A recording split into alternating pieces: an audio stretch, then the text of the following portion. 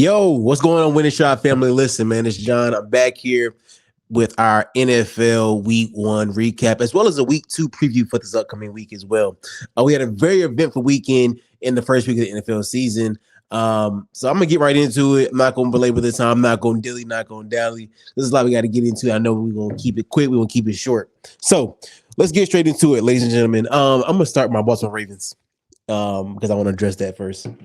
The Ravens played Sunday Night Football against the Buffalo Bills, and unfortunately, I can finally say this now: we did lose, 41-40, in a crazy comeback win for the Buffalo Bills. It really had me so upset watching that game. Really because the Ravens looked absolutely phenomenal in the first 3.5 quarters of that game. And I think it was really more frustration on the fact that, again, we have blown a crazy lead. I mean, we just looked dominant from start to finish. Lamar Jackson came out 14 for 19, 209 yards, 2 passing touchdowns, and a rushing touchdown as well. 3 total touchdowns for him on the day for 6 carries, 70 yards. Derrick Henry came out the gate swinging. 18 carries for 169 rushing yards and 2 touchdowns. I mean, Zay Flowers had a career day, 7 receptions for 143 yards and a touchdown. DeAndre Hopkins, 2 catches for 35 yards and a touchdown. I mean, the offense really just looked really solid all day. Now, you may say, well, how in the world did y'all lose that game, John? Well, I'm about to tell you right now. The defense, we got some work to do, fellas, on that defense side of the ball in Baltimore. I was, ranting and raving all summer about 5 first round picks in the secondary and how we were going to be locked down and all the things were going to happen. But Josh Allen and that offense that they ran Sunday in the second half of that game, like I said, really was just crazy. Now, against the running attack, we stopped the run really well. But passing the ball, I believe they had almost 400 to 500 passing yards, which is absolutely insane. But if you watch Baltimore last year, it's very reminiscent of what we saw early on. But I thought we kind of fixed a lot of those issues coming into this season, but did not seem to be the case as we once again wound up losing this game. So very hurtful, very, disheartening. But I will say this: we scored 40 points, which is one of the highest point totals in the NFL for week 1. So offensively, I'm very optimistic that we can continue on that trend, just because once again we have Lamar Jackson, we have Derrick Henry, we have Zay Flowers, and I try to tell people, in the offseason to be wary of this offense, because once again, I mean, we knew we are going to be dominant on the ground, but Lamar once again has become a very efficient passer. He looks to pass first, and as you saw once again, I mean, he was just dialing it up. He had a 94 QBR rating, and so. He's just very efficient, just very MVP-like. Once again, coming into the season, very MVP-like. And I believe had the defense shown up in the same way as they did a good job of the majority of the game until they got towards the end. They kind of just started giving it up in regards to the passing. So, yeah, like I said, Josh was 33 for 46 with 394 yards passing, 2 passing touchdowns. He also had a rushing touchdown of 14 carries for 30 yards and 2 rushing touchdowns, excuse me. So, I mean, he also had a very, very good day as well. We allowed him to kind of just go absolutely crazy. So, I'm going to leave that game alone and, let that be what it was. The Ravens lost for 0-1 to start the season, and we'll discuss who is next for us coming up in this upcoming week.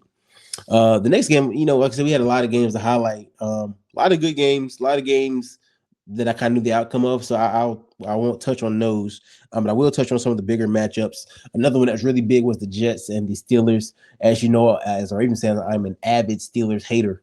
So I really want nothing to go well for them. However, Aaron Rodgers came out, had a very, very, very good day in his Steeler debut.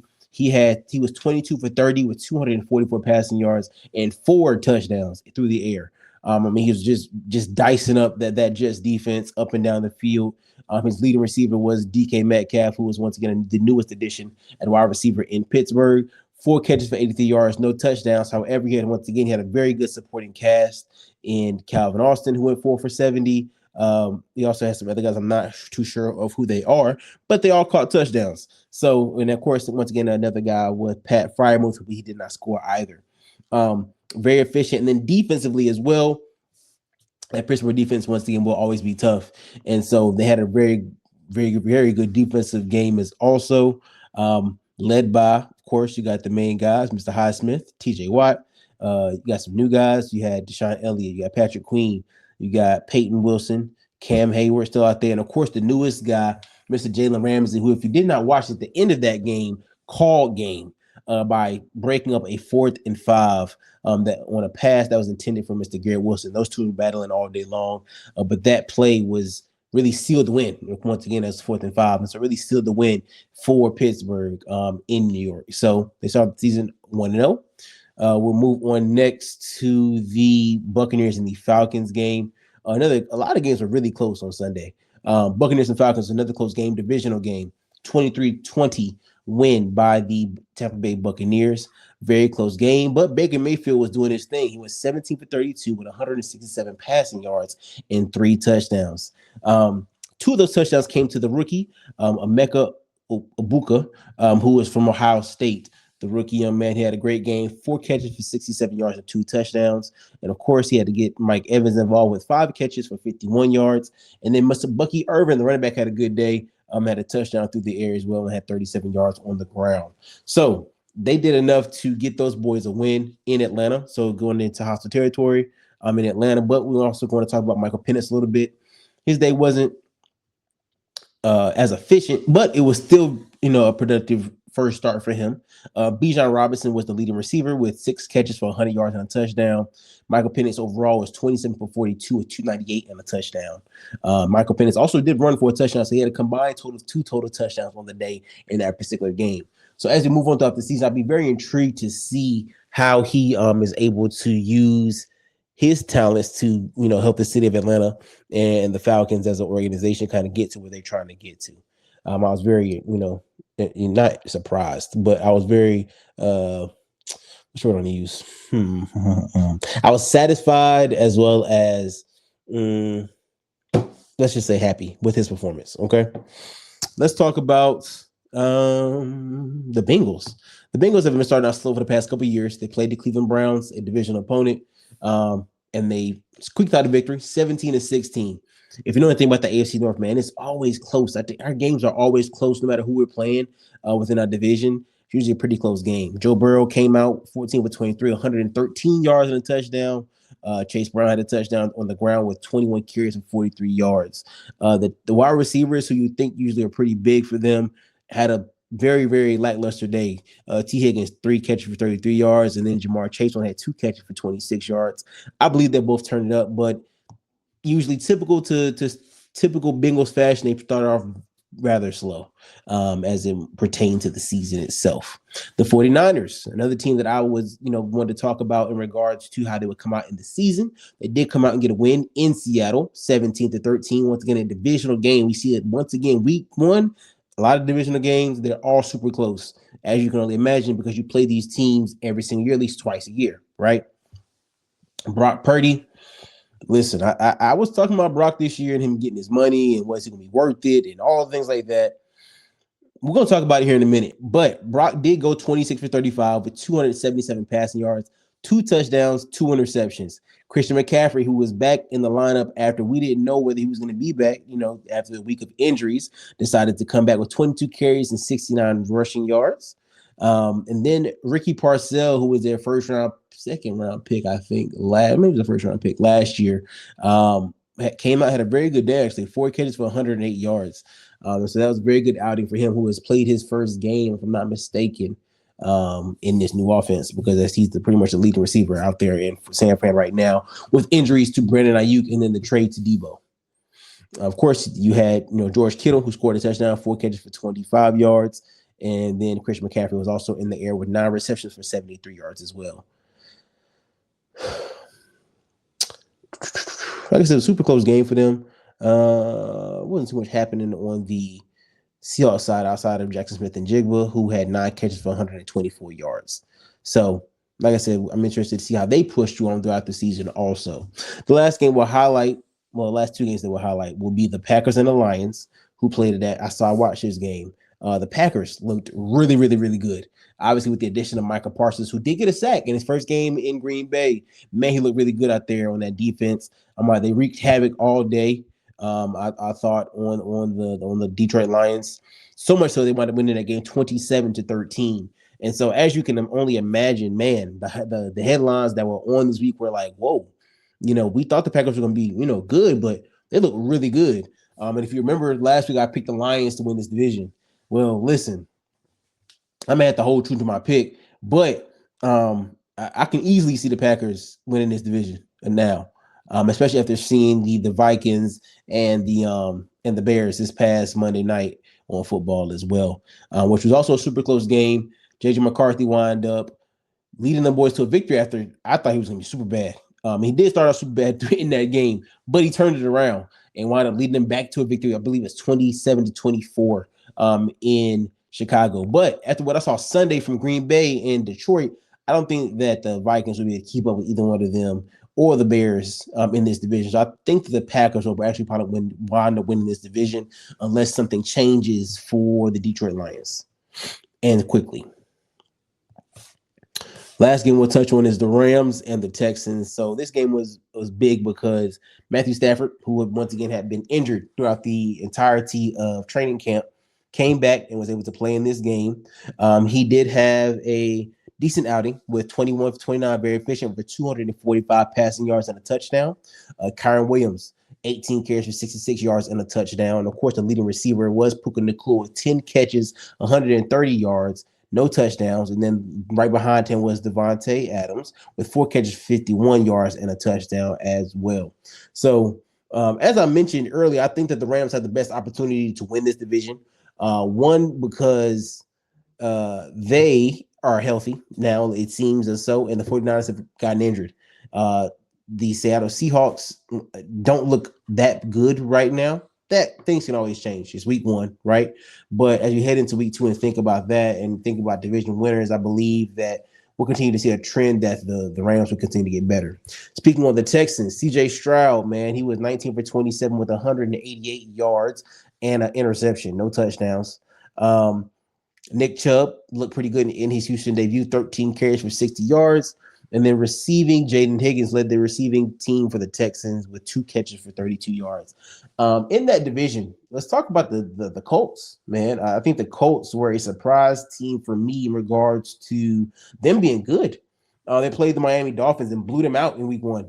I mean, Daniel Jones, let's pull up some numbers and let's talk about the Indianapolis Colts. I know I want to do Colin some justice because he is a Colts fan, but I also want to talk because the Broncos, who beat the Tennessee Titans 20-12 last week, will play this upcoming week the Indianapolis Colts. Like I said, the Colts wound up beating the Dolphins, who I told y'all I really just wasn't feeling that good about them, just because of a plethora of things. But this butt kicking that they suffered to the hands of the Indianapolis Colts, 33-8, really showed me it's been a long season for those guys. Daniel Jones came out and went 22 for 29 with 279 passing yards and a touchdown.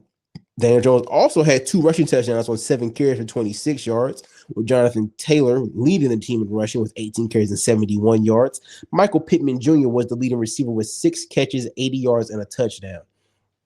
So, as you can see, like I said, the ball was going around to a plethora of guys on that team.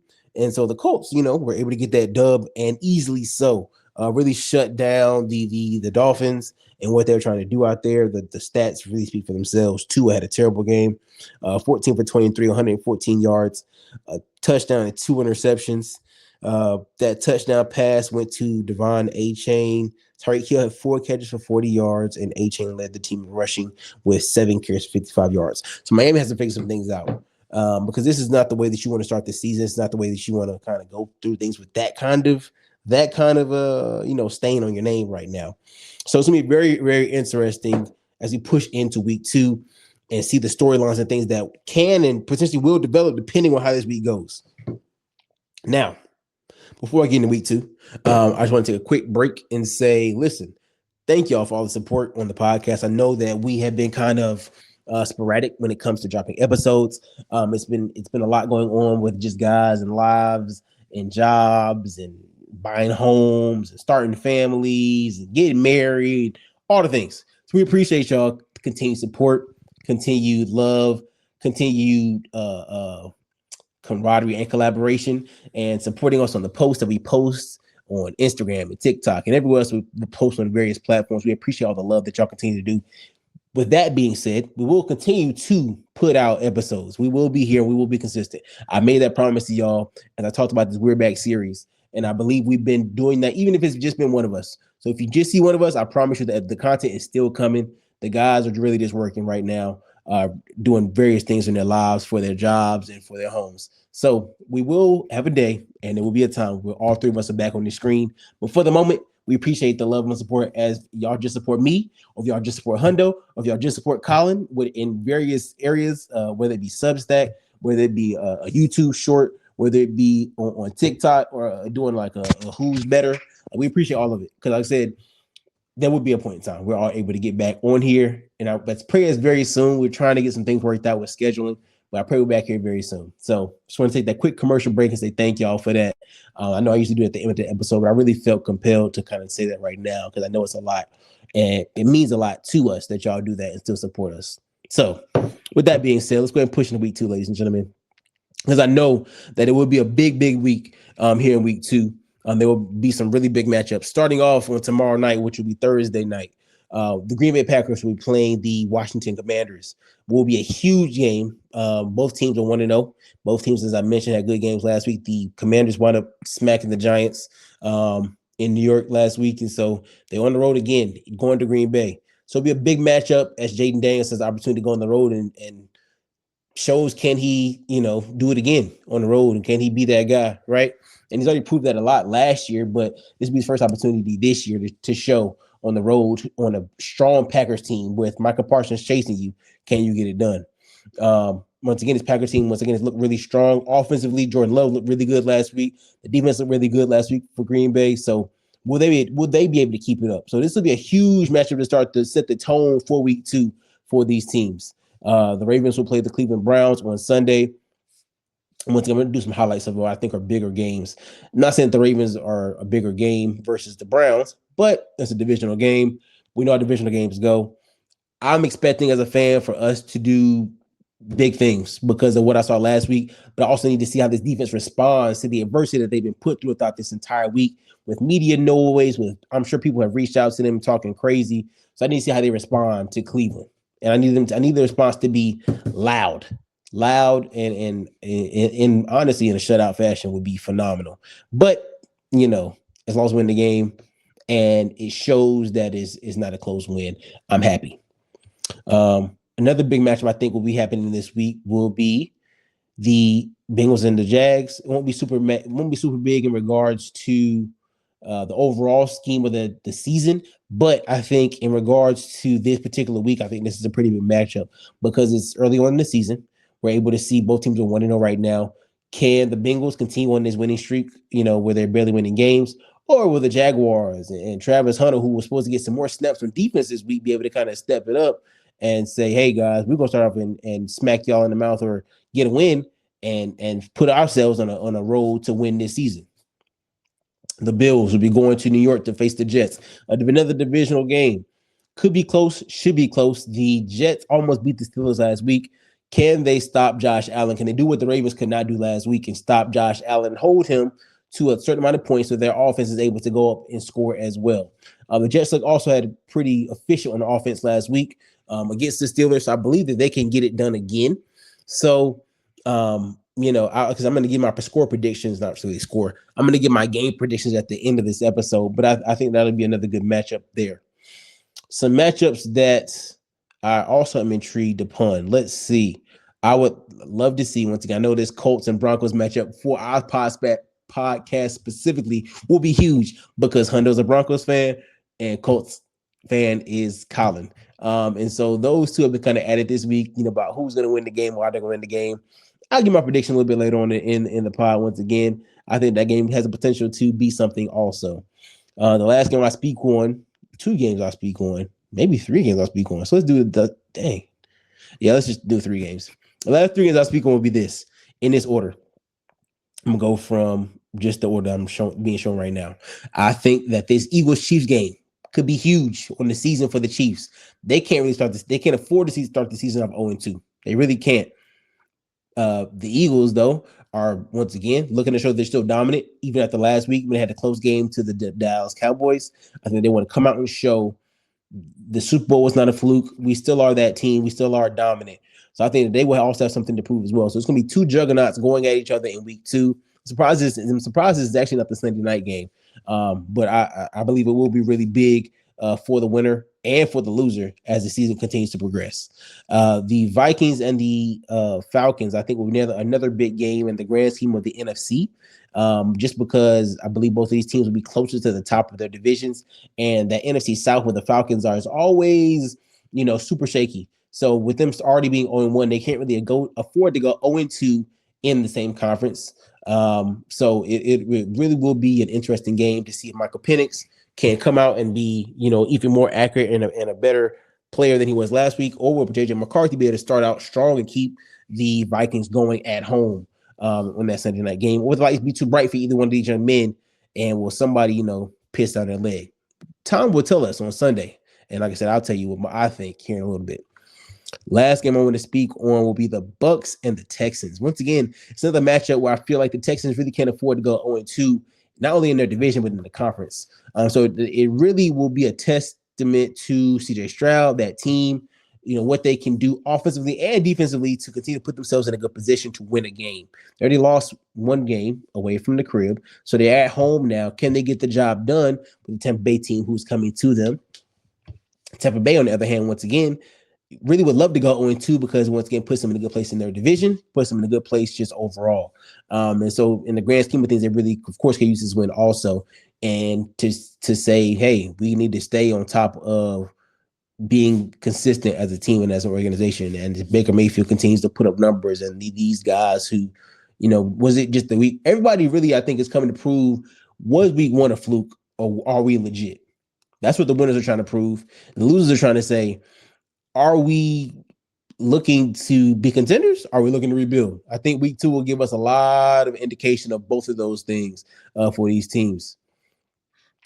So with all that being said, like I said, I believe week two, we are in for a treat starting on tomorrow, September the 11th, a day that, I think will be, we will see some good football tomorrow night. And I'll be watching for sure as the Packers and the Commanders play each other.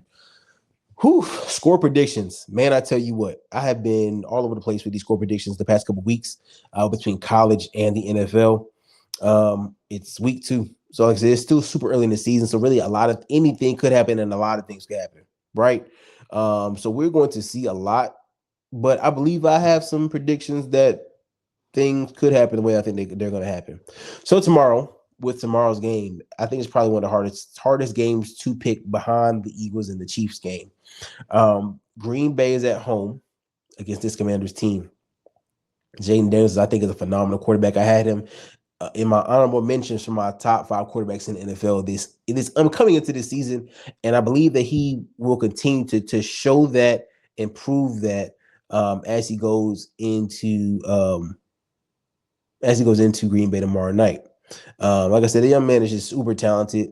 I believe that after last week's game where he was able to go 19 for 30 for 233 yards and a touchdown, and then he also has some more help with Debo back there.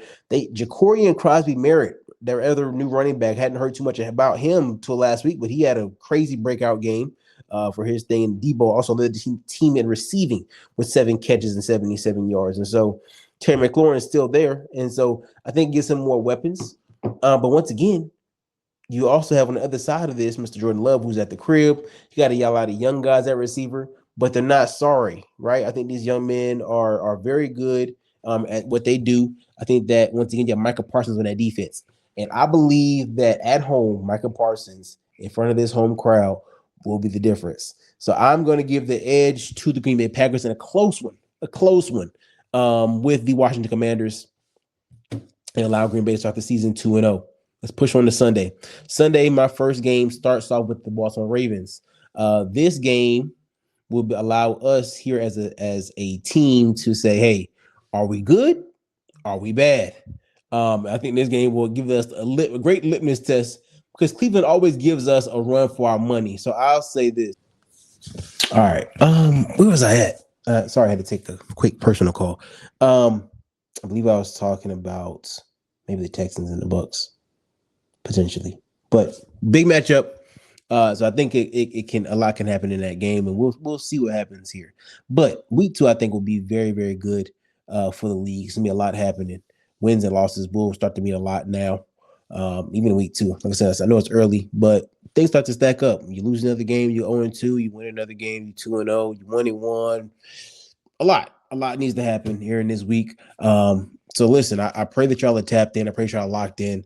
Like I said, I did not want to come here and be up too long, but I had to come out and get this episode done because I really wanted to make sure I'm keeping my promise to y'all. I'm making sure I'm giving a recap every week, making sure that I am previewing the next week. Oh, did I give my picks? I was giving picks. That's what I was doing. Oh my goodness. I'm sorry, y'all. Here we go. My bad. I'm bugging. Packers. I think they'll beat the Commanders at the crib. I think the Ravens will beat the Browns. I believe that the Rams are going to smack the Titans again. They're once again in a developmental year. Um, Give me the Jags versus the Bengals. I don't like division opponents to win. So give me the Jags to go into Cincinnati. Slow start, slow them down. Close game, but a good win for the Jags. I'm picking the Jets out of pure hate. I'm gonna tell you that right now over the Bills. I believe they're still a good team, and I think they can get the job done. So we shall see. My bad, y'all. Yes, I believe the Jets will be able to take care of the Bills at the crib. Division opponent, I think. So I think it's not just out of pure, spite, but I think they'll be able to get that job done too. Let me get the Dolphins and the Patriots. I need to see the injury report for this game, man. Let me see if I can find that real quick as we go into Sunday. Question. Man, Miami can't lose twice in a row. They could, but they shouldn't.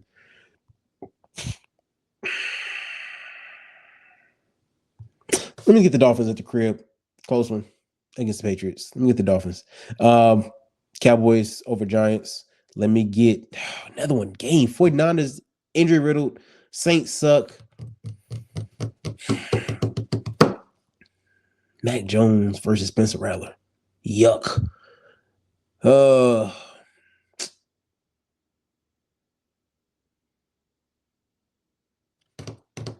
Give me the 49ers still. I think the Saints still just that bad. Give me the 49ers still, even all them injuries. They're going to have to find some way to win that game. Give me the Lions over the Bears. Give me the Seahawks over the Steelers. Let me get here's the matchup you don't want to hear about. Colts fans and Broncos fans. 425, the Broncos will be going to Indianapolis to hand the Colts their first L of the season. Let me get the Denver Broncos and Bo Nix to handle business over the Indianapolis Colts. Let me get the Cardinals to beat the Panthers. Let me get another big matchup. Let me get Philly to make the Chiefs 0-2, go into Kansas City and beat them boys at the crib. Let me get Minnesota to beat the Falcons at home. Monday night, I'm going to go ahead and say that the Texans come back in a close one and beat the Bucks. That's what I say. CJ Stroud and the boys find a way to get it done. And that defense at the house takes care of business in a close one against to handle business. And last, I'm going to take the Chargers over the Raiders in Vegas. So that's my week 2 predictions for y'all. Let me know in the comments what y'all think, if I'm right, if I'm wrong, how y'all think the season is going so far. Once again, I know it's only been 1 week, but how y'all think the season is going so far. And as we push forward into the rest of this season, man, I can't wait. I can't wait to hear all what y'all have to say, what we're going to be talking about, the storylines, the injuries, all the things that make this season a great season in the NFL, what it is. I'm so glad once again the football is back. Here at the Winning Shot Podcast, we appreciate once again, I truly appreciate y'all for all the love and support that y'all continue to provide to us as a unit. We can't do it without y'all. And so as we continue to go on, we appreciate the love, the support, the reposts, all of it, the comments. It helps us to grow, helps us to be who we need to be. So thank y'all. We appreciate y'all. And I'll see y'all next week for the week 2 recap. Peace.